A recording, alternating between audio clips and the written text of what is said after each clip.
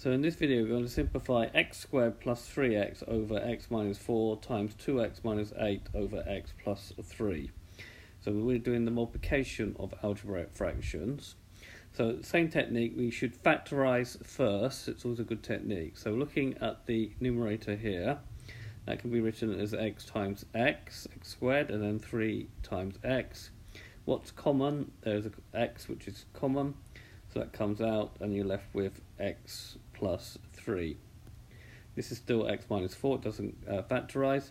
Here we've got 2 times x, and then 8 is written as 2 times 2 times 2.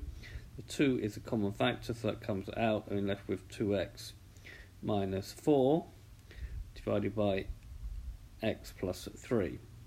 Right, before you do the multiplying, you should cancel. Now we notice here that we have a x minus 4 and an x minus 4, they cancel out, and then an x plus 3 and an x plus 3, and they cancel out. So you're just left with 2 times x as the final answer. So this has been a video to show you how to multiply two algebraic fractions. I hope you've understood, and I thank you very much for watching.